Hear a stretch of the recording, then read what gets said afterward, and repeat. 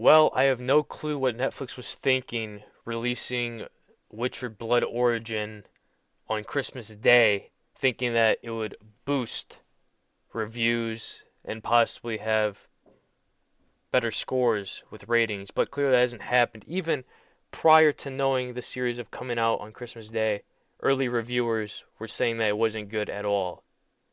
And I have no clue why they decided to release it as they did yesterday on Christmas Day.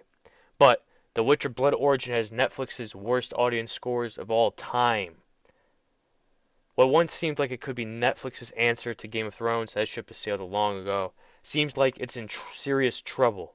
The Witcher has lost Henry Cavill as its star after next season, and its first attempt at trying to expand its universe with a new live-action show seems to be going disastrously.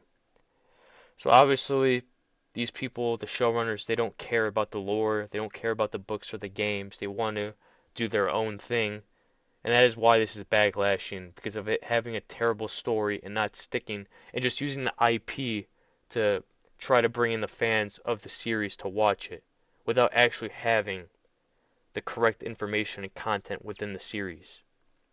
Ultimately, we can see right here, even Rotten Tomatoes giving this show a 35% rotten score, showing you even the critics aren't agreeing with the show and not liking it. Whereas the audience score is even lower. On Christmas Day it was around 13%. Now we see it as of today at 8% with around 800 user ratings. But the good news first, The Witcher Blood Origin is currently the #1 show on Netflix, indicating it's got great viewership to propel it's over the likes of Wednesday and Emily in Paris. Now the reason why The Witcher is #1 trending is because, well, it came out on Christmas Day. Everyone's at home, especially in the US because of the winter storms, because of the cold temperatures and a lot of snow that's falling, causing families to stay at home. And what else do they have to do? Nothing. So they go into these outlets such as Netflix, Disney, and so on and see what is new and go ahead and watch it. But the bad news, what people are actually watching may make them wish they hadn't bothered.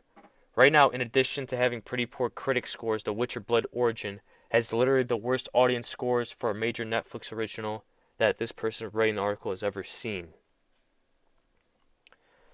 The last time I was writing about a series with all-time low audience scores on Netflix, it was the now canceled Resident Evil series, which was terrible and many didn't like it at all, which had a 22% from audiences. Back then, I just hadn't seen anything close to that. Even among other lambasted series, even shows that are universally thought of as pretty bad, oftentimes ended up liked more by audiences than critics, like Jupiter's Legacy, which had a 41% critic score and a 77% audience score, or Haters Back Off, a show that appears on many worst Netflix shows list at a 50% critic score with a 76% audience score. Now this is typical, usually with Rotten Tomatoes. When Rotten Tomatoes likes a film, usually the audience score is a lot lower, and vice versa. When an audience score likes a show, Rotten Tomato scores for critics are a lot lower. But in this case with The Witcher Blood Origin, they are both agreeing, both the critics and the audience, in seeing that this show is an absolute disaster. The only original I saw close to Resident Evil back then was Infinite Darkness, the CG Resident Evil series, which had a 50% critic score and a 39% audience score. Now we're going to get into the reviews from the critics side, and then we'll get into the audience scores. So, the first review we have right here, the TV equivalent in a way of a tangentially related hyperlink that you end up clicking while reading about something else on Wikipedia. So pretty much you're not even really watching the show, you're just on your phone all the time. Lackluster, unoriginal, and carried through on the promise of better things. The Witcher Blood Origin is a mediocre affair. Michelle Yeoh is a wasted.